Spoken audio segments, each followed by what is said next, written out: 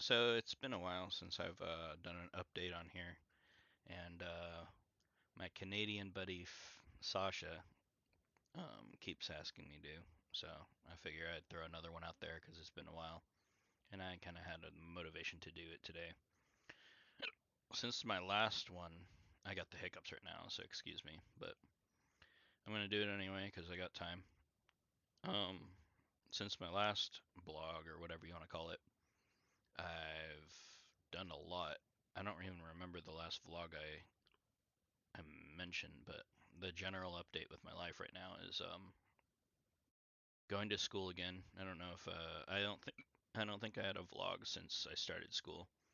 Um, I completed my first term, which was fall term. I did anatomy and physiology one, um, a math class, and what was my third class? I don't even remember. I mean, it was like another class, but it was kind of insignificant, I guess. Um, I don't even remember right now. It's so long ago. It was like 3 months, but no. Uh, anyway, these hiccups are gonna kill me.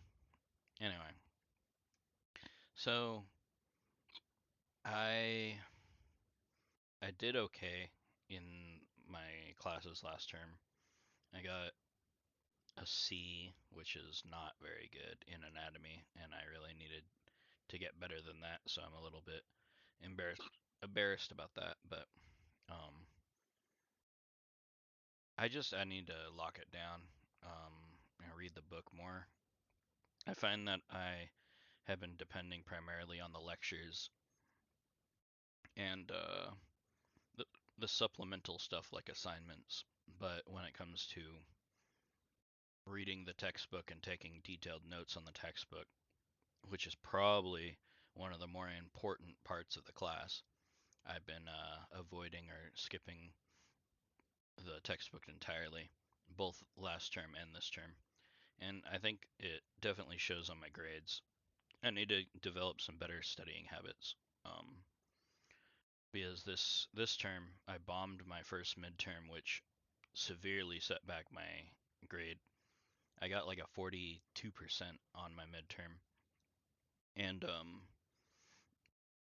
I think I've struggled at getting that up, and I now have like a 62%. So if I do well on the next midterm and or the final, I think I can pull that out of a D and into a C, which would be another pass for the class, which will allow me to progress to the third anatomy and physiology class, which which I need for getting into the nursing program, which is my goal. I am preparing myself mentally for if I fail to do that, though. Um, in which case I'll have to repeat a class and get a better grade, and it will put my application process for the nursing program back a year, which with a C on one and possibly a C on anatomy two, the point system is not going to be in my favor for applying this term anyway. So even if I do pass this anatomy and physiology two, um, it might cause me to have to reapply next year anyway because this year I don't think I'm going to have the points to get in. But I'm not going to not try. So that's the big update with me is the school. This term I'm doing 3 classes that are all science. Chemistry, I'm doing it's like an intro chemistry, so it's like an easy chem class. I'm doing an online microbiology class, and I'm doing an anatomy and physiology class. Oh yeah, and I remember last term my third class was a psychology class that I repeated to try and get a better grade, but I got a B, which I think is what I had before.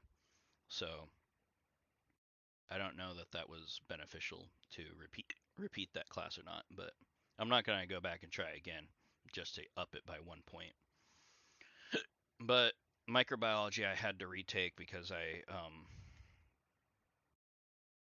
you have to have taken it within the last 5 years is their requirement. Gosh, these hiccups, man. Anyway, the requirement was to take the anatomy classes and the microbiology class within the last 4 or 5 years. So I had to retake microbio, even though I did previously get I think a B on it. In any case, next term I'm signed up for anatomy and physiology 3, pending that I pass 2 with a C or higher. If I don't, then I preemptively signed up for anatomy and physiology. I think 1 to repeat it, or maybe 2. One of the first 2 classes to repeat it and try and better my grade next term. In which case, I will drop the anatomy and physiology 3 since I won't qualify to get into it. Um, and then I'm also signed up, I think, for a Spanish class, which I think would be beneficial for working in healthcare, is knowing how to speak in Spanish. I already know a little bit of broken Spanish that I learned from Burger King when I worked there a long time ago, but not nearly enough to communicate effectively in a healthcare setting. And then my third class next term, I think I'd have to look it up, but I do have a third class that I signed up for as well, and I want to say that it's a chemistry for health occupations class. I'm pretty sure that's what it is actually. In which case, it would be a continuation of the chemistry class that I'm taking now, which is more of a prep class for chem, more like a high school level chemistry class. And then this will be college level specific to the healthcare field of chemistry. So I'm planning on taking that as well. And those will be my 3 classes next term. Um, I do have a little bit of an issue possibly with my application, even if I do pass anatomy and physiology 2 this term, because yesterday I went to the doctor's office and I got a Hep B vaccination and a COVID vaccination. But when I went to them, I asked them for a Hep B titer. I don't know. I think it's called titer. Anyway, I asked them for a titer specifically, which is a blood draw to test for antibodies, and they gave me a um, vaccination for Hep B, which I guess was due anyway, so it's whatever. It's whatever. But I think the application for the nursing program requires a titer to prove that I have antibodies for Hep B, and they said that you cannot even turn in the application without that titer. So I'm really hoping that I misread that and you can turn it in with proven hepatitis shots. Oh my gosh, these hiccups, man. But I'm not 100% on that, and that alone could keep me from applying this year, which would mean that I would have to wait till next year to apply anyway. So that might be quote unquote for the better, since I probably want to retake anatomy and physiology 1 and 2 to get better than a C grade. And retaking it, it'll be easier to improve the grade from a C, especially if I actually do the reading this time around. Um, but yeah, so that's the update with my school and the nursing program, which I'm trying to get into. That's the rough update. Um, other other than that, my blood sugar with my diabetes has kind of been an issue. The last well, the last year or two, it's been super high, but the last few months in particular, it's still been mid 200s to mid 300s on blood sugar level, which if you know anything about blood sugar levels, you don't want it that high. That's significantly high to be averaging, which I am averaging that. I think my current average is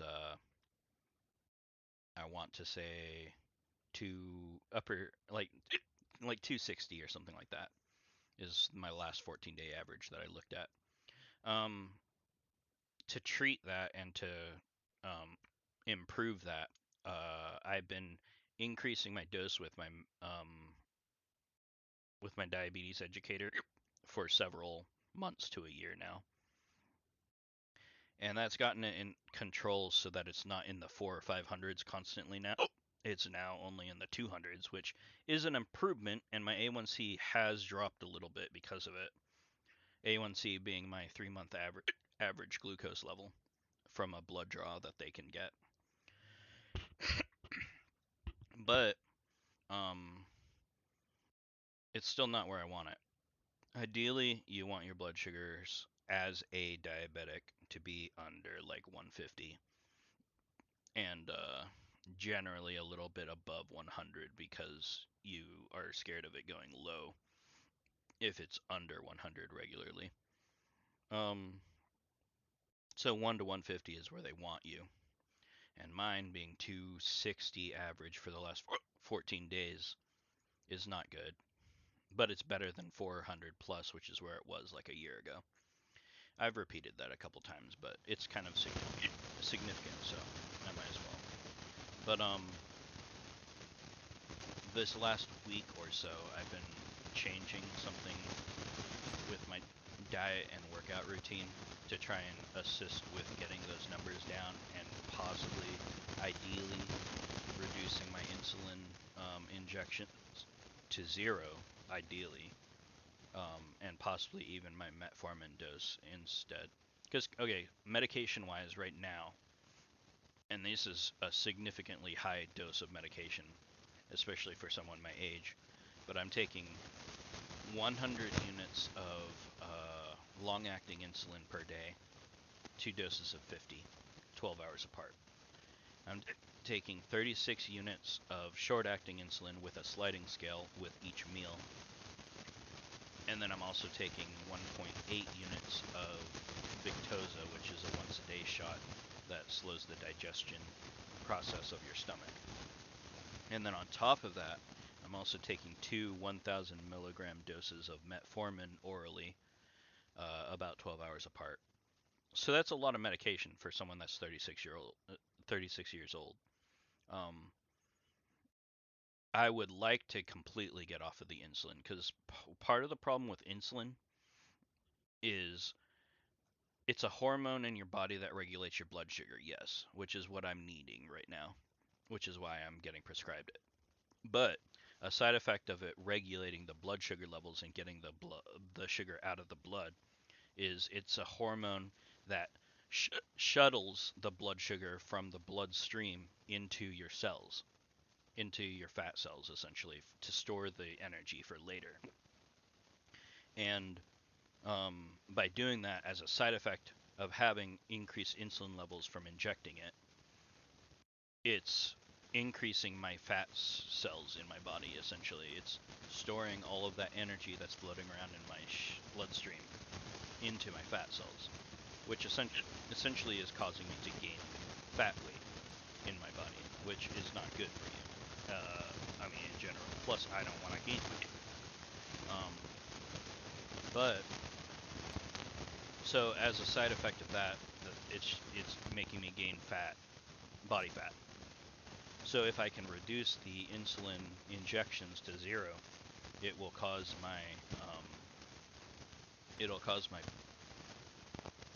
ability to lose weight in body fat to become easier. And to treat my blood sugar levels with a diet, I could be doing a low carb diet, like a keto diet, but I don't feel like I have the discipline for that because I like my carbs far too much. And to do a ketogenic diet effectively, you need under 5% of your daily calories to be carbs, which is a lot less than a normal person would eat, significantly less than I would eat because I'm diabetic for a reason, because I have a high carb diet, essentially, is what caused my diabetes. So, as a side effect of ketogenic diet, it would increase my sensitivity to insulin, which the type 2 diabetes, the whole thing is being resistant to insulin. Essentially, you got... Okay, so to describe type 2 diabetes, you have these fat cells, right?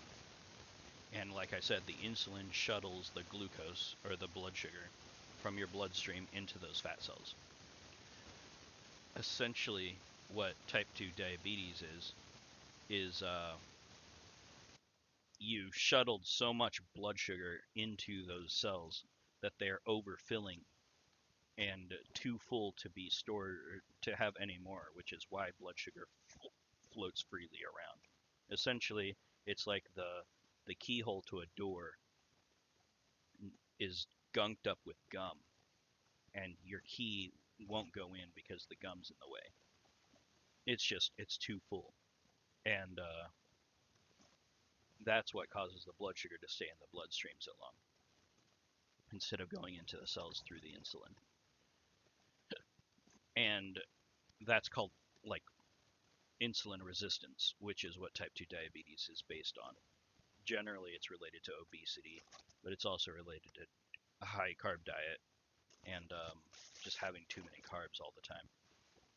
And when I was first diagnosed with diabetes, I was drinking like 12 cans of soda per day, regular soda, not sugar free or anything. So I was having a lot of sugar. Anyway, I'm kind of like going on a tangent, and this is the first time I've done this in a long time, so I don't want to make it too long, but I kind of do want to update you with everything. So, what was I kind of got on a tangent there about type 2 diabetes. But essentially, I would like to remove insulin from the equation so that I can actually burn through my fat cells and lose weight. Also, increasing the sensitivity to insulin, which would therefore allow my blood sugar levels to stay at a lower level instead of staying high all the time. So the diet I'm choosing to do is not the ketogenic diet, which would help, but it is called the intermittent fasting diet, which I've done in the past and I've lost weight with successfully. Intermittent fasting is where you don't consume any calories by drink or food whatsoever within a fasting window, which generally is a minimum of 16 hours without any calories to a maximum of preferably like 48 hours. Um, After you hit 48 hours, your body starts burning a little bit of the protein, aka muscle, in your body for energy. So you ideally don't want to burn your muscle for energy. So you don't want to exceed 48 hours um, regularly. If you can do it every now and then, and it could be beneficial in the long run, but you will burn through some of your muscle if you exceed 48 hours. So if you keep your longer fast to 48 hours or less, then it's all purely fat and not muscle that you're burning. And after about 12 to 14 hours of your fast, you swap from burning carbohydrates and glucose from your glycogen stores and whatnot, which I don't know if you're into science and all that, but basically, your body has backup glucose in glycogen, which is like essentially kind of like a backup storage of sugar. And then after you burn through both the sugar in your blood and the sugar in your glycogen, your body swaps to fat as a source of energy. And that is when your body starts burning the fat that your body has collected, aka your body fat, like the stuff around your stomach, the flabby part of your arm, the under part of your neck, all of that stuff. So, um, so the point of the fasting diet is to burn through your glucose stores and then swap to fat burning, which there's a lot of metabolic changes that happens, but basically you're not burning glucose anymore, you're burning fat for the remainder of your fast. And then when you break your fast, if you consume any carbs, um, you go back to a carb burning mode or a glucose burning mode, sugar burning basically, um, until those sugars are consumed. And then again, after you start fasting again after your eating window, you go back to a fat burning mode after again about 10 to 14 hours, something like that. I don't know the exact amount of time. Sorry, my headset turned off, so I had to turn the button back on. Apparently there's a timer on it that's about 20 minutes. But in any case, so I am going to start fasting, and I've done this for about a week now. And looking at my phone here, if I look at my fasts, which I'm not exactly sure how to do. I've never done it before. Okay, so I have my first fast, which was 18 hours. My second fast was 36 hours, and then I failed a fast on the next day, so I only made it to 9 hours that day. Um, the day after that, I went to 16 hours, and then the next 2 days, I failed it at 4 hours and 14 hours respectively. And then today, I'm sitting on about 16 hours fasted at the moment. Um, which means I could technically eat right now. But what I'm going to do is I'm actually near the end of my fast. I'm trying to also increase my activity levels. So this last week, not only have I started fasting, but I've also started going to the gym as regularly as I can to do about an hour of cardio.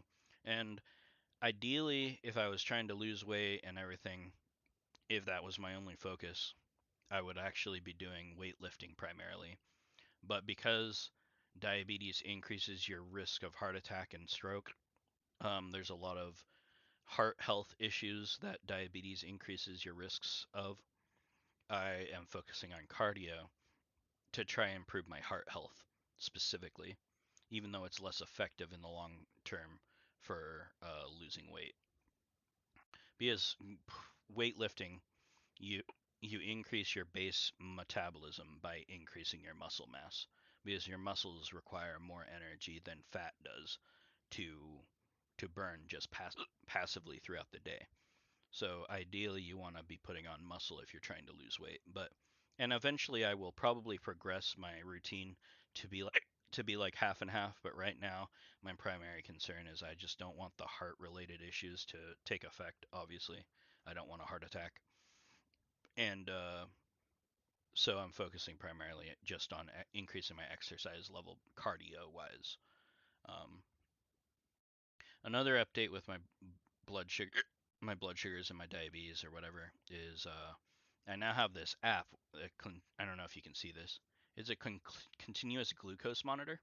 So every 1 minute, it will update my phone by Bluetooth and tell me what my blood sugar is. And, and that's like a little thing in my arm that not injected, but I placed in my arm. There is a needle that goes in, so it's like a little needle that you stick into your arm with a sensor. I guess I could show you, but it stays there for about 14 days. I don't know if you can see it. Oh, there it is. So this right here, it's it stays in for 14 days, and every 1 minute it updates my phone by Bluetooth to tell me what my blood sugar is. So now I don't technically have to poke my fingers for blood sugar levels anymore, which is very nice. I just qualified for that because my doctors put in, I guess, an application to the insurance company, and the insurance company is the one who approved it. Funny how that works. The insurance company has to say yes for it to be approved, but I guess that's because they're paying the bill, so I get it. But anyway, so now starting today, I have that so I can constantly monitor my blood sugars, and then I can see how it goes up and down. And it'll be very interesting to see how the fasting affects it, and when I break my fast, how high it shoots up and stuff. And like I said, it's every 60 seconds it updates, so I'll be able to see the trends, and I'll be able to compare days to each other. If I change like my eating habits somehow or my activity level, it'll be able to compare that to previous days and see if it was better or worse. So it'll help me tackle this situation a little bit better. Um, but yeah, so that's kind of new for me as well. And I'm trying to I'm trying to improve my health, and ideally, I would like to see this fasting diet make it so my blood sugars are maintained at a lower level, and then I can eventually reduce my insulin injections so that I can at least get off the insulin. I would like to stay on Victoza, which is a once a day shot that slows the digestion of your stomach. It slows how fast your stomach empties itself, essentially. So I would like to continue that because that'll help with my fasting, and it'll also help with how much I eat, and it'll help me reduce my weight in the long run. It's You might have heard of Ozempic, which is another medication in the same class of medications as Victoza. Ozempic's a once a week shot, whereas Victoza is a once a day, but they do the same thing essentially. And a lot of people are using it as a weight loss drug, even though initially it was made for a diabetic drug. But because of the side effects of assisting with weight loss, it's been progressed to be used as a weight loss medication. So I'd like to stay on that. I don't mind that because it doesn't have the same effect as insulin, where it increases your body fat. Um, and then I'd eventually, if I can't, if it improves enough, I would like to get off of metformin as well. But that's just long-term goals. So, you heard about my school, you heard about my exercise and diet changes, you heard about my diabetes issues and goals, I guess. Um, Other than that, socially, I've been pretty antisocial, mostly because I'm busy with school and stuff. I've been increasing the amount of effort I put towards my faith. Um, so once a week, every Wednesday, I've been attending this group at my church called Alpha, and it's basically like gather every Wednesday for 2 hours. You eat a meal together, listen to a talker speak or a speaker talk, and then you have group discussions afterwards, and then you end with a final prayer. It's just something that appealed to me because I want to get um, closer to God and closer to my faith. It's just something I've changed over time. As I'm getting older, it's more important to me than it used to be. But because of my job, which I'm working now at a nursing facility, which is an assisted living facility as a CNA again. Um, because they have me work from I think 2:30 to 11 p.m. Saturdays and Sundays. It's been a little bit hard for me to get to church on Sunday morning, which is I think I have to leave at 9:30. It's doable, but I just haven't had the energy to wake up that early, and especially since I get off at 11, I tend to wind down from work for a couple hours, so I don't usually get to sleep until 1 o'clock. So if I force myself to sleep earlier, I could probably do it. But it just hasn't been a priority for me to do that yet, and I'd like to change that and make it a priority so that I can make it to church every Sunday as well. So I guess religiously, that's an update with my religion. Um, Other than that, this is now March 1st today, and towards the end of this month, I'm planning on um, I'm not planning on. I've already paid for the ticket and everything, but me and my mom are going to Kentucky to visit my cousin Sheena, who's a nurse there from the Philippines. She got hired overseas, and she's an overseas Filipino worker in Kentucky, working as a nurse. And she just had a baby. Um, Plus, they already had a kid named Uno, and then her husband is there as well, JR. And all of them are in Kentucky right now. So what I did was I told mom I'm gonna like buy us plane tickets, and then mom's gonna pay for everything once we're there. Um, so that's kind of the compromise. I used my school financial aid essentially um, to pay for plane tickets, which isn't the smartest thing, but it was something I was able to do. And then once we're there, mom's gonna be the one paying for our expenses while we're there. But I wanted mom to be able to experience the the fact that Ate is like older sister or older cousin in the Philippines. My Ate Sheena just had the baby, and I'd like my mom to experience seeing the new baby and everything, and just spending time with family, which is something my mom doesn't get to do very often because most of her family is all the way in the Philippines.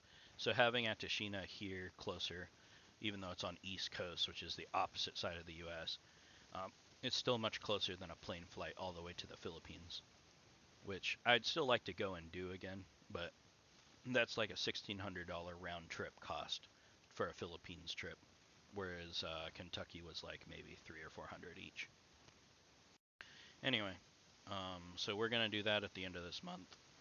Daniel's gonna take care of the animals and the house and stuff while I'm gone, and it's gonna be during the spring break, so it'll be in between um, winter term and spring term, but it'll kind of go into spring term by a couple days because we're returning on April 3rd, and I think spring starts like April 1st or something like that. But in any case, it won't affect my schooling too much, except for a little bit that first week, which the first week usually starts off a little slow anyway. Um, Other than all of that, that's a lot to unpack, and it took about 30 minutes to tell you. But um, I can't think of anything significantly to tell you as far as. Oh, okay, so medically wise, I do have one more thing I forgot about because I'm falling apart and I'm getting old. But I have carpal tunnel symptoms that occurred for 3 weeks in December, where my hands were completely numb on these 6 fingers, the thumbs, the pointers, and the middles. And I was able to get the numbness to go away with ibuprofen, ibuprofen daily, as well as arm splints. At first, I kept the splint on for a full week to rest my hands, and then I started splinting just at night after they started to improve a little. Eventually, the numbness went away, but I did go and I had an appointment with Dr. Sai's office, which is the surgeon that performed cubital tunnel syndrome surgery on me, which they cut my elbows on to decompress the ulnar nerve in the past, and that procedure worked perfectly, and I've been able to feel with these two, these four, whatever, fingers that were completely numb for like 2 years, and then after the surgery, I could feel and use them again. So I trust the doctor to do this surgery, and it sounds like he's going to progress. They're going to progress and do the surgery again for carpal tunnel this time instead of cubital tunnel. So in April, after I get back from Kentucky, it sounds like I'm going to have a surgery done for carpal tunnel on both wrists. So I'm a little bit nervous about that, but hopefully it'll be smooth and get everything fixed. They said that the dependency I will have will be less than the elbow dependency that I had. I'll still be limited to 5 or 10 pounds. So at least during the 4 weeks of recovery for that, I might not be able to um, do work at the nursing home, but I should still be able to complete tasks like typing and writing for my school. So we'll see how that goes. I haven't mentioned it to my work yet, but hopefully they take the news okay, even though I did just get back from a trip at the end of March. So I'm a little bit nervous about that. But worst case scenario, I don't think they can like fire me over it, but I don't know. We'll find out. But other than that, I can't think of anything else. Um, so I'm gonna go ahead and end it there. I'll try. I know Sasha's gonna say, "Hey, do these more regularly and crap," but I guess I'll try to update you guys more frequently, maybe with less than a 35-minute video. But for now, we'll just stop there. Thanks for tuning in. Peace.